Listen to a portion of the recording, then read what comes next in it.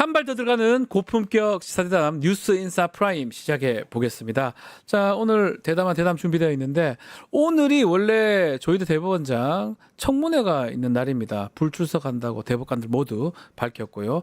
이재명 후보 상고심 뭔가 일종의 카르텔이 작동한 거 아니냐 이런 어떤 의혹이 나오고 있는 상황인데요. 이와 관련해서 박선원 의원 또 한동희 뉴스토마토 기자 두 분 모시고 말씀 나눠보겠습니다. 안녕하십니까? 안녕하십니까? 예, 안녕하세요. 자, 일단 한동희 기자한테 질문 좀 드려볼게요.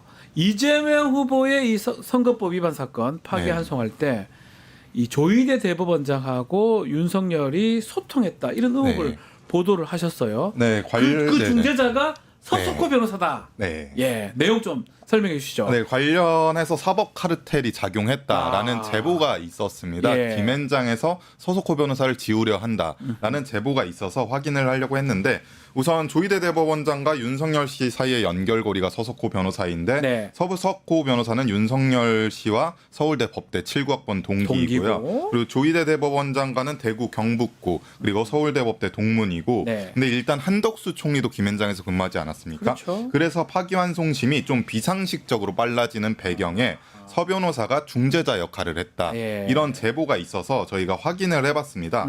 그래서 그게 5월 8일이었는데요. 서석호 변호사 사무실에 전화를 해봤습니다. 예. 김앤장 홈페이지에 들어가서 서석호 변호사를 검색을 했고 거기에 나와 있는 사무실 번호로 전화를 했는데 거기 사무실 직원이 남아 있었습니다. 네. 그러니까 흔적을 다 지우지는 못했었던 상황이고 직원이 그래서 있었군요. 퇴사 배경을 물었더니 어디냐 그 언론사가 어디냐를 먼저 물었고 그 뒤에 이제 어떤 이유로 물어보는 거냐 이런 것들을 물었고 서석호 변호사가 퇴사한 건 맞느냐 그랬더니 퇴사한 건 맞다.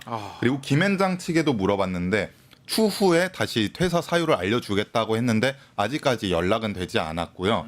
그리고 나서 그 다음 날 이제 김앤장 홈페이지에서 서석호 변호사를 소개하는 란이 아예 사라졌습니다. 원래 있었는데 없어졌다는 네, 거죠? 원래 제가 8일날 검색해서 들어갈 때까지만 있었는데. 해도 있었는데 다음날 없어졌습니다. 예. 그러니까 이게 파기환송심이 이게 빠르게 진행되다 보니까 흔적이 좀 남아 있었던 상황이었던 것 같습니다. 5월 1일 날 파기환송심이고 이 문제 제기했던 게 아마 5월 8일 네. 정도 그 전에 계속 찾았던 것 같은데 서석호 변호사 이 사람이 중간 역할을 한 게 아니냐 예. 이런 얘기거든요. 예, 그렇습니다. 예. 그 제가 이제 뭐 방송에도 이야기를 했습니다만 네. 5월 1일 날 3시에 우리 이재명 후보에 대한 파기환송심에서 결과가 나왔고 그렇죠. 4시에 한덕수 출마 선언이 있었죠. 1시간 딱 차이로 그러니까 이제 확인하고 된 것이다. 확인하고 사표를 내겠다. 대선 준비를 하겠다. 네. 그래서 그럼 확인해 주겠다라고 한 거 아니겠나 아하. 그렇게 생각이 들어서 예. 저건 참 이상하다 하고 있었는데 5월 2일 날 아침에 새벽 이른 시간에 제 지인으로부터 전화가 왔습니다. 어머님도 그 얘기를 들으셨군요. 예, 지인한테. 그래서 예. 정신 차려라. 큰일 났다. 네. 오늘부터 초스피드로 계속 이렇게 나갈 거다. 그러면서 그 가운데는 서석호가 있다. 아하. 그래서 저는 서석구 변호사요 이렇게 서석구. 아니 서석구 말고 서석호. 이렇게. 서석호가 있다. 그래서 아하. 서석호 변호사 뭐 하는 사람입니까? 예. 그랬더니 윤석열이 대학교 때부터 친구. 그냥 뭐 나중에 친구가 아니라 서울 법대 안에서 유명하더라고요. 79학번 친구였고 네.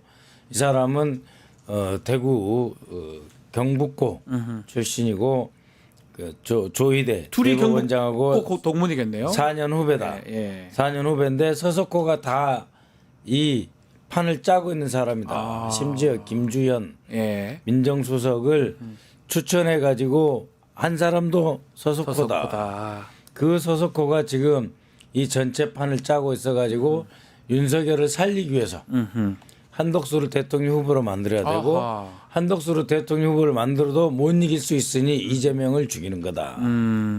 그리고 오늘 두고 봐라. 얼마나 초스피드로 진행되는지. 아. 그러고 나서 진짜 봤어요. 예. 제가 똑같이 이 김앤장에 있는 선배 변호사 한 사람하고 통화를 했는데 그 5월 1일 날 네. 걱정하지 마라. 일주일 정도 후에야 대법에서 고법으로 서류가 내려가고 그다음 2, 3일 후에 재판부가 정해지는데 도저히 6월 3일은 커녕 6월 23일에도 못 끝난다. 일반 변호사들 다 그렇게 다 예측을 했거든요. 그랬어요. 근데 예. 5월 1일에 이 전화를 받았는데 10시 반에 예. 대법에서 고법으로 서로가 내려가고 맞습니다. 오전에 재판부가 정해지고 오후에 5월 15일 기일이 지정됐을 뿐만 아니라 오후 5시에 소환장을 들고 인편으로 인편으로 집행관이, 다닌다. 예. 네 가지가 하루에 아, 10시 반부터 5시 반까지 일어나지 않았습니까? 예. 그래서 야 이거 진짜 큰일이다 해서 그날 저녁에 있는 우리 민주당에 있는 불팍에 가서 이야기를 했고 6시 30분에 CBS에 가서도 이 이야기를 했습니다. 제가 워낙 충격적인 사건으로 받아들였기 때문이죠. 이게 왜 그러냐면 정말 비상식적으로 다 진행이 됐어요. 갑자기 선고를 한다고 하질 않나. 아니 전원 합의체에 올리질 않나. 그러다 기일을 잡아서 심의를 하고 5월 1일에 선고하고 고등법원에 바로 배당해가지고 선고 기일까지 잡는. 그러니까요. 또르르 그 사이에 한덕수는 출마 선언을 하고 사퇴하고. 예. 그거는 사실 우연히 겹친 게 아니에요. 누가 뭔가 이렇게 하면 저렇게 하라 조종자가 있어야 될 거. 그렇죠. 그게 서석호 변호사였다는 거잖아요. 키맨이다라고 네. 그렇게 이야기를 하더라고요. 네. 그랬을 뿐만 아니라 한덕수도 이미 그 전부터 김현장을 사퇴했다고 퇴사했다고 돼 있지만 그 김현장의 이 한덕수하고 가까운 변호사 모 변호사가 있어요. 네. 모씨 변호사. 예. 그 사람을 통해서 헌법재판관이 2명이 처음에 내려왔다는 거예요. 이름이 네. 이완구하고 김태규 방심위원장. 김태규. 그래서 이거를 한덕수가 상의를 했대요. 예. 모 변호사하고. 예. 그랬더니 김태규는 너무하지 않냐 예. 해서 한 모 변호사를 바꾼 거고. 추천을 했다는 거예요. 그 정도로 한덕수도 그렇고 윤석열도 그렇고 서석호도 있고 모 변호사도 있고 이렇게 끈끈이 뭉쳐있는 이 사법 카르텔인데 네. 알고 보니까 대한민국 사법 카르텔은 박정희 때 예. 그 이전까지 내려가면은 뭐 을사늑약 때부터 있지만 박정희 때 이게 형성이 된 거다. 검사들 뭐 검사, 판사. 판사들. 예. 근데 그 핵심이 뭐냐면은 서울법대인데 예. 경기고가 아니고 예. 경북고다. 경북고등학교. 예. 왜냐하면 박정희 시대부터니까. 대구 경북이니까 거기는. 그리고 전두환 때 쭉 예. 이어지니까. 예. 그래서 그 성골이 경북고 서울법대라고 보면 된다. 그리고 그 학회까지 있더라고요. 교무학. 지금 말씀이 이제 아주 일각에서는 음모론 얘기는 한 기자 음모론도 있어요. 민주당 안에서. 제 전공 분야니까 아. 제가 국방위원이고 정보위니까 쭉 첩보를 종합해서 정보로 그래서 이렇게 할 거라고 이제 예측을 가졌는데 계속 하셨어요. 예. 이 건은 제가 모르는 분야예요. 예. 그래서 제가 들었기 때문에 예. 음모론이 될 수가 없죠. 그렇죠. 네. 만들어낸 게 아니니까. 네. 그 서석호 변호사 얘기 좀 하면서 아마 의원님이 저도 그때 들었던 것 같은데 윤석열하고 친한 독수리 5인방. 그냥 독수리는 오인방. 아니죠. 윤석열 5인방. 윤석열 5인방. 네. 그 중에 한 명이라는 거죠. 그렇죠. 남기춘 뭐 이렇게 해가지고 아하. 완전히 예. 윤석열과 가까운. 그다음에 이제 삼성물산의 뭐 부사장 출신 누구? 뭐 예. 이렇게 해서 5인방이 있는데 그 중에 윤석열, 남기춘 그다음에 서석호인데 이번에 네. 이 판을 짜고 끌고 가는 사람은 그 사람이다라고 하는 서석호다. 거죠. 참 이게 참. 그래서 근데 조금 그 제보한 분 입장에서도 친하대요. 서석호 변호사랑 친하답니까? 좀 미안하다. 나 자기도 예. 미안하다. 그렇고 이렇게 이제 대기업 재벌들만 예. 큰 사건만 쭉 이렇게 끌고 오는 사람이고 윤석열 검찰총장의 대법원장까지 연결되는 사람이기 때문에 네. 주변 사람들한테 얼마나 잘하겠어요. 그러니까요. 그러니까 아주 인품은 좋은 분으로 알려져 있습니다. 예. 아니 한 기자님 네. 어디 있어요 서석호 변호사 혹시 만날 수 있습니까? 이분이 키를 갖고 있네요. 본인이 했으면 했다, 안 했으면 안 했다 얘기해야 되는 거 아닙니까? 계속해서 취재를 하고 있는데 제가 네. 소재 파악까지는 아직 못했고 그렇죠. 이제 뭐 남아 있는 흔적들이 있나 외국에 이제 간 거 아니에요 혹시? 그것까지 제가 아직 확인을 하지 못했습니다. 한국에 안 계실 가능성이 매우 높습니다. 저는 지금 보면 너무 김현장에서 급박하게 움직이는 것도 사실 좀 놀랍고. 김현장도 놀랐다고 합니다. 예. 그러니까 몰라서. 제가 이제 예. 이렇게 이제 이 지적을 하니까 김현장 대표 그 이메일에 네. 이메일이 그냥 쏟아졌대요. 항의 이메일이. 그렇겠네요. 3, 4 일 동안. 예. 그다음에 이제 5월 6일 사이에 결정을 한 거예요. 그러니까요. 주말 사이에. 예. 자, 결국 하여튼 이거는 끝까지 좀 밝혀놔야 합니다. 어떤 개인이 자기가 뭔데 재판을 이렇게 하라 저렇게 하라 했다면 상당히 문제가 있는 거니까 밝혀내야 될 그 부분 아닌가 소위 생각됩니다. 그 서석호 조희대 예. 등 그 박정희 전두환 때부터 계속 이어져 온 이 성골이 존재한다면 그 성골은 이제 끝내야죠. 그렇죠. 끝내야죠. 끝내야죠. 경북고 서울대가 원래 TK 본류입니다. 서울대 그러니까는 법대. 예. 우리가 사법부가 가장 정의롭고 그 정의로운 곳의 꽃이 대법원으로 봤잖아요. 예. 그 대법원이 특정 세력에 의해서 특정 인맥에 의해서 이렇게 법도 뭣도 무시한다. 그러니까요. 비극이죠. 그런 일 있으면 안 되죠. 우리나라 민주주의를 위해서. 맞습니다. 그 사법부 얘기하셨는데 사실 오늘 원래는 청문회가 열립니다. 조희대 대법원장 하고 뭐 대법관들이 이제 사실 불려서 좀 질문을 좀 드려야 되는데 일단 한 기자 불출석하는 거죠 다. 네, 지금 대학 동기 친분이는 이제 서석호 변호사도 그 불출석하고 본인도 안 나오고. 조희대 대법원장 등 16명의 대법관들과 그리고 관계자들 모두 불출석한다고 통보를 해놓은 상황입니다. 예. 그러면 청문회가 됩니까? 전원 불출석하면 또 뭐 천대여 법원 행정처장만 나오는 겁니까? 그게 이제 이 청문회에서 증인으로 채택이 되면 그 해당 위원회는 네. 국정조사 특위라든지 뭐 법사위가 됐든 간에 구인을 할 수가 있습니다. 아 강제 구인은요. 강제 구인 그렇지만은 이제 법사위의 정청래 위원장이 그렇게까지 할 수 있을까에 대해서는 잘 모르겠습니다. 구인이 이제 적절할지 어쩔지 내용으로 봐서는 구인을 해야 마땅하지만 네. 그래도 입법부와 사법부의 기본 관계라고 하는 것이 그러니까요. 있기 때문에 법사위원회에서는 좀 신중하고 조심스럽게 다룰 수밖에 없다라고 하는 건데 한 가지 꼭 지적하고 싶은 것이 네. 있습니다. 그것은 뭐냐면은 우리가 사법부의 권능이라든지 이걸 침해하려고 하는 게 절대 아니다. 모든 국민은 법 앞에 평등하고 법에 따라 재판받을 권리가 있는 거지 않습니까? 네. 그러니까 지난 헌법재판소에서 판결할 때도 절차를 먼저 심사를 했어요. 그래서 이 사건을 각하할 거냐 말 거냐. 저희는 이 본안 재판 심사에 대한 이야기를 이야기하는 게 아닙니다.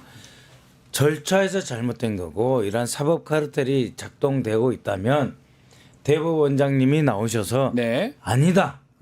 그런 일 없다. 그다음에 6만 페이지든 7만 페이지든 우리가 볼 수 있는 분량은 다 봤다.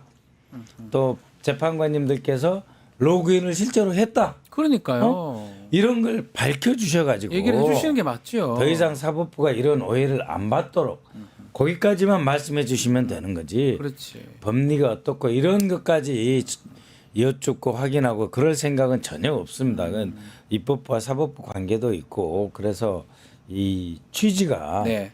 절차 그다음에 이런 사법 카르텔이 작동을 안 한다면 아니라고 말씀해 주시라. 네. 이런 겁니다.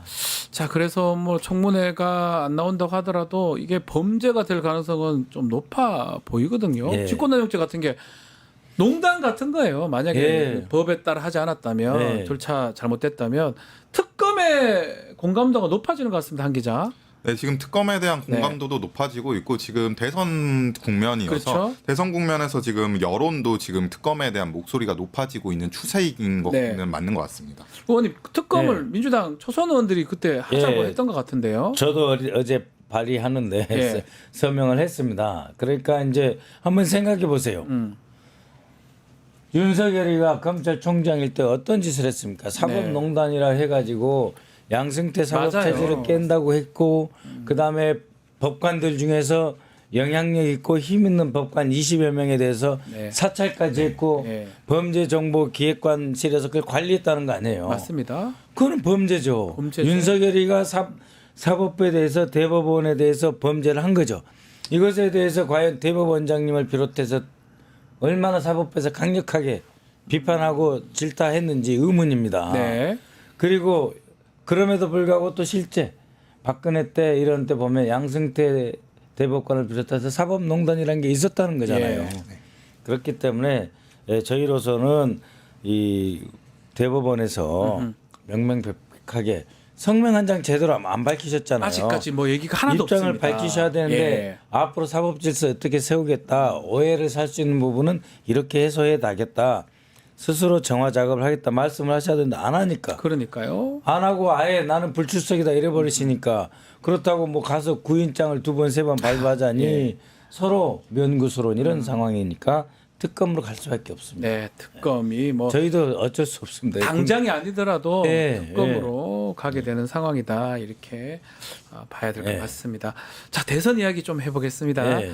특히 대선에서 지금 테러 관련된 얘기들이 너무 많이 나오고 있어요. 예. 테러 대응 TF 구성을 했고 예. 의원님이 위원으로 지금 예. 가신 거잖아요. 어떤 역할을 하고 어떤 기능을 하는 겁니까? 이제 그 동안에도 이제 테러에 대한 네. 첩보는 많이 있었습니다.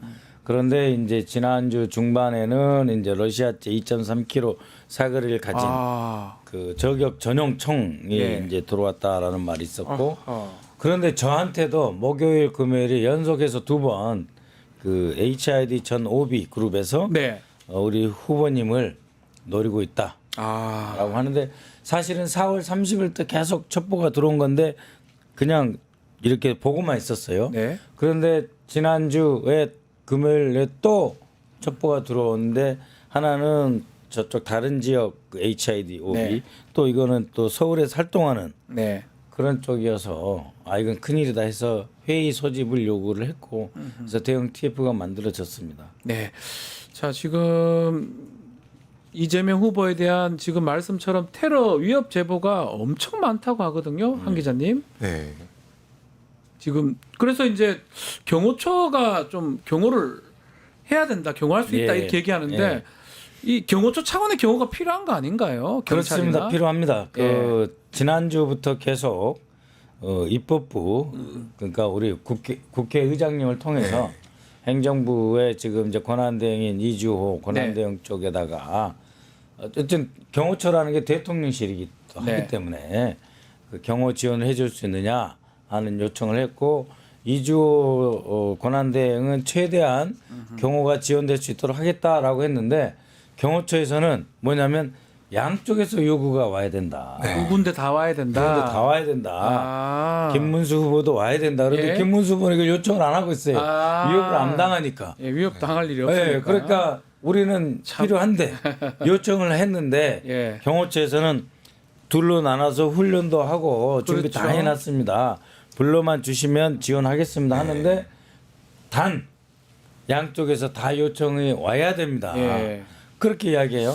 야, 네, 선거 지금- 공정성 때문에 그런 것도 네, 있- 실제로 있을 수도 그런 선례가 있죠. 있었어요. 예. 과거에 이제 예, 예. 문재인 후보 쪽하고 예. 이제 저쪽 후보 쪽에서 수행실장들이 만나가지고 경호처에서 요청해서 들은 적이 있는데 네. 지금은 이제 저쪽이 안 한다고 그러고 경호처에서는 그 대신 요청했으면 하겠다고 하니 우리는 필요합니다. 김문수 네. 후보 같은 경우에는 경호처 경호를 거부한 상황이고 거부했죠. 경찰로 충분하다 이러면서 지금 이렇게 하고 있는 상황입니다. 지금. 이게 좀 보면 전 보기에 좀 안쓰럽더라고요, 의원님. 안쓰럽죠. 방탄복 입고 해요. 방탄복 입고 있는데 엄청 더워요. 덥죠, 아이, 무겁고. 등이랑 이런 데 힘들어요. 그리고 무거워요. 참. 그리고 방탄하고 있는 모습을 본인도 네. 야 대한민국 민주주의가 이렇게 됐을까 그 얘기 하는 했잖아요. 방탄복 안타까움이 입고 한다. 있을 거 아니에요. 예. 그리고 보는 지지자들은 정말 죽을 심정으로 정말 계속 문자도 주시고 고민 걱정된다고 그렇게 말씀하고 계십니다. 그 의원님 그 지금 일각에서 우리 댓글도 좀 계속 올라오고 예. 있는데 너무 신경 좀 써달라고 얘기하면서 예. 방탄 유리를 이렇게 그 예. 트럼프 때처럼 예. 그런 거 불가능하냐 질문이 있는데 의원님 그건 어떻습니까? 불가능하지는 않습니다. 아. 지금 이제 그 일단은 이제 우리 후보님이 사용하는 연설대부터 시작을 해가지고 그 개방형 연설대를 쓰지 말자. 네. 그래서 이제 사회자는 개방형 연설대를 쓰는데 그렇죠. 자세히 보시면 우리 후보님은 개방형 연설대는 쓰지 않고 계십니다. 그런 것부터 다 경호를 생각해서 그런 거고 네. 서서히 그 방탄 유리도 이제 준비하는 시간도 있고 하기 때문에 예, 우리 유권자들이 걱정하시지 않도록 하겠습니다. 두 가지입니다. 하나는 조직화된 테러, 네. 특정 조직화된 기관이나 테러. 조직에 네. 조종을 받는 테러가 있고 또 하나는 그 외로운 늑대라 그래가지고 야 이제 맞아요. 막 네. 저기 김문수도 안 되고 윤석열도 안 되니까 맞아요, 내가 맞아요. 이번에 그냥 아하. 한번 이 한 목숨 바치겠다 이런 그렇죠. 부부 생각으로 오해해서 똘똘 뭉치는 이런 사람들이 있거든요. 네. 이런 사람들은 잡기도 쉽지 않고 그런 사람들은 뭐 70대 뭐 60대도 얼마든지 있었을 거여서 어려움이 많습니다. 예를 들면은 어제 네. 같은 경우에도 그 후보님 연설하신 곳에서 한 900m 떨어진 곳에서 빛이 그러니까 주로 이 저경 조준경으로 오, 보이는 그래요? 빛이 발견돼 가지고 그 정밀 확인을 했어요. 예. 근데 다행히 멀리서 보는 건설 공사 현장 아하. 고층에서 그런 빛이 발견됐는데 예. 다시 확인해 보니까 이제 그냥 이 조명 그 갑자기 켰다라고 하는데 그 정도로 지금 민감해 있어요. 예, 그 2.3kg 저격총인데 대개는 1kg 범위, 500m 범위 안에 들어와서 사용할 수 있거든요. 예. 그래서 정말 이 후보님의 안전이 가장 중요하고 동시에 또 아니 겁주니까 안 움직이네. 이래가지고 우리 후보님의 그 발목을 잡고 행동 반경 유세하는 게 조금 제한되잖아요. 그러면 그렇죠. 네. 행동 반경을 좁히고 아하. 어제 같은 경우에도 구미, 예? 네. 포항, 대구, 울산에 네. 이 유권자들이 많이 모이니까 얼마나 기분이 좋았겠어요. 옛날 같으면 그쪽 시민들 사이로 파고들어서 악수도 하고 해야 되는데 그거는 좀 그걸 부담스럽죠. 못했죠. 예, 예. 그런 거 다 좀 이해를 해주시는데 또 그것 자체가 이 테러 위협을 하는 쪽에서는 목적일 수가 있거든요. 그러니까요. 예. 예, 그래서 그 선거운동 못하게. 예, 그래서 선거운동 효과적으로 하면서 유권자들과 가까이 가려는 노력은 또 계속하면서 안전도 동시에 지키는 다 해야 돼요. 고난도 작업을 하고 쉽지 있습니다. 않아요. 그 선거운동 얘기 좀 해보겠습니다. 한 기자도 지금 선거운동 현장에 지금 가시는 걸로 알고 있는데 네. 분위기가 어떻습니까? 이제 이재명 후보 네. 같은 경우에 이제 TK를 찾았는데 네. 이제 저번 대선이랑 좀 비교해 보면 어떻습니까? 민주당 분위기도 좀 다른 것 같습니다. 네. 그때 저번 대선 같은 경우에는 일단 뭐 예를 들어서 비명계 당시 선거운동을 돕지 않았다 뭐 이런 얘기도 나오지 나오지 않았습니까? 않습니까? 예. 근데 지금은 좀 단일 대우가 돼서 움직이는 것 같다. 아. 그리고 보통 전당대회라든지 총선이라든지 잘 되는 캠프는 보통 분위기가 좋습니다. 근데 이재명 캠프 같은 경우에는 분위기가 굉장히 상당히 좋고 네. 지금 운영도 되게 잘 되고 있습니다. 그래서 민주당 같은 경우에 기자단도 이제 두 팀으로 나눠서 움직이고 있는데 운영이 잘 되고 있습니다. 근데 이게 비교를 해보자면 네. 국민의힘과 국민의 비교를 할 수밖에 없는데 네. 지금 기자단에 나가 있는 이제 주변 기자들 얘기를 들어보면 이 운영이 지금 엉망이다. 그리고 국민의힘 보좌관이랑 얘기해도 이게 지금 망하는 캠프의 전형적인 모습이다라고 얘기를 하는데 그 기자단 버스가 후보 일정을 따라가지를 못하고 있습니다. 아, 후보가 먼저 도착하고 뒤에 기자단 버스가 도착하면 후보가 다음 장소로 떠납니다. 그게 계속해서 반복이 되고 안 되죠, 있고 그러면. 하루 일정으로 따라간 이제 후보 일정인데 기자단 버스가 이제 갑자기 이제 다음 날 일정까지 잡혀서 예. 계획에 없던 이제 숙박을 해야 되는 상황도 있고요. 그러네요. 그리고 이제 저녁에 김문수 후보가 유세를 끝내고 나서 국민의힘 의원들 예, 네. 만나치킨 사장님 오늘 장사 잘 되십시오. 아, 부동산 중개인님 네. 잘 되세요. 뭐 멋지다 헤어 사장님 오늘 손님 많이 올 겁니다. 아하. 이재명이 경제에 살릴 겁니다. 이런 예. 이야기하면 좋아해요. 예. 그 지난 선거 쫙 비교하면 좀 그런데 한 기자 조금 얘기를 했지만 지난 선거에 좀 현역 의원들이 지역구 의원들 예. 그만큼 못했던 지금 저희가 예. 뉴스토마토에서 최민희 의원님 인터뷰 잡아놨는데 남양주에서 직접 예. 전화 인터뷰밖에 안 되고 예. 다 거기 계세요. 예. 그거 보면 좀 많이 달라진 것 같긴 합니다. 그러니까는 서울이나 여의도 안 올라 그러죠. 네. 저도 가고 바로 가야 되는데. 가야 되니까. 왜냐면 네. 아침 7시부터 일정 아. 시작되는데 이제 우리 유세운단 있잖아요. 네. 그럼 저희 지역에 기차 전철역이 5개가 있어요. 그러면은 이제 2명씩 보내고 이제 선거운동원을 네. 그다음에 거기에 이제 시구의원을 1명씩 더 붙이고 아하. 그건 지하에서 이제 하고 그다음에 유세차에서는 또 제가 나와 있는 시간에도 계속 목지점에서 이제 유세를 하고 있는 거죠. 그러니까요. 네. 계속 하셔야 되니까 네. 사실 오늘 이렇게 저희 강화문 여기 스튜디오에 모시기도 좀 불편하긴 한데 아니. 자 사전 투표 일정까지 감안해 보면 20일이 아니에요. 네. 2주가 채 안 남은 근데 상황 아닌가 싶어요. 이러면 안 된다는 것도 있어요. 네. 뭐냐면은 아이 걱정 마. 이번에는 네. 무조건 되잖아. 뭔 걱정이냐고. 엄지척도 해주시고 뭐 네. 등도 두드려주시고 하는데 그러고 투표장에 안 나오실까봐. 그래서 아닙니다 지금. 끝까지 그럴 때 하신다? 아닙니다. 네. 도와주십시오. 꼭 투표해 주셔야 되는 거지. 응? 찍어줘야 되는 거지. 선거는요, 응? 끝까지 해봐야 알아요. 분위기 아닙니다. 네, 도와주시오. 맞아요. 계속 겸손하게 저 자세를 하고 있습니다. 예, 한 기자 우리 대선 2주 남았는데 관전 포인트도 한번 짚어주시죠.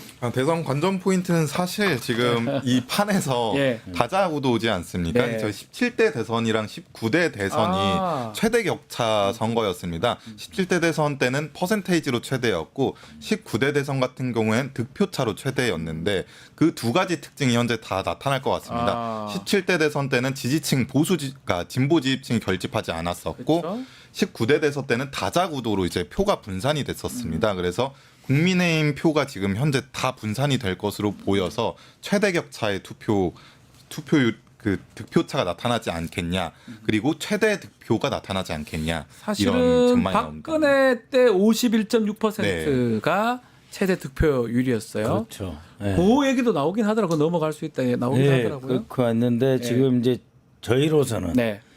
그 이제 뭐 테러뿐만이 아니라 그 국가정보원의 과거에 그 국내정보 파트에서 일했던 분들이 네. 퇴직해가지고 아하. 어느 캠프에 가서 그러니까요. 예를 들면 흑색선전이라든지 댓글 공작이라든지 이런 걸 할 수 있다 해서 이제 눈을 부릅뜨고 있는데 그 정도가 아니고 그 과거에 대공수사국을 담당을 했던 쪽에 최고위급 그러니까 차장이죠. 네. 차장이 그 현재의 그 대공수사국이 안보정보조사국으로 이름 바뀌었는데 네. 그 현직들과 연결이 돼가지고 네. 뭐 북한 글씨체가 들어간 어떤 문서 같은 거를 쥐고 흔들면서 네. 뭐 신종 북풍 뭐 누구가 뭐 간첩이라느니 뭐 이런 걸 할 가능성이 있다 아, 그런 거 그러니까 네. 댓글 공작은 지금 하고 있을 거예요 댓글을. 댓글 공작하고 있다. 예, 그런 몇 사람이 어디에 있는지도 제가 어느 정도 알고 있는데 그 정도가 아니라 아예 그냥 그 전직이 현직과 연결해 가지고 뭐 북한 글씨체 막 이런 거 있거든요. 우리도 네. 뭐 궁서체 무슨 체 있듯이 명조체 중에 뭐 신명조 이런 거 네. 있듯이 그걸 막 흔들면서 뭐 이렇게 민주당 누구 어쩌고 저쩌고 이런 것을 띄고 흔들려고 하는데 우리가 지켜보고 있습니다. 그런 거 하지 마세요. 꼼꼼하게. 그거는 다 보실 불법입니다. 것이다. 예. 그거는 자신이 재직 기간에 있었던 혹여 그런 거 있더라도 문서를 들고 와서 흔들리는 행위는 국가정보원 전체의 국가정보원법, 국가정보원직원법 위반입니다. 근데 그것이 조작된 걸 들고 흔들 가능성이 있거든요. 그러니까요. 그러니까 더더욱 불법이다라고 하는 점을 엄중하게 경고하는 바입니다. 의원님이 그때 제일 먼저 서석호 변호사 얘기를 해서 그게 이슈화 됐는데 오늘 또 마지막 뭐 하나 던지셨어요. 문서 너희도 그거 하지 마라. 이 위조 말씀 문서죠. 맞죠? 위조 문서. 예. 조작 문서. 잘 들으세요. 그거 하면 우리 의원님 가만 안 있겠다. 이 말씀 네. 하셨습니다. 네, 이미 주시하고 있어요. 주시하고 있다. 국정원 출신들 누군지도 알고 있고. 다 알고 있답니다. 네. 알겠습니다. 자, 오늘 대담한 대담 여기서 마무리해야 될 것 같습니다.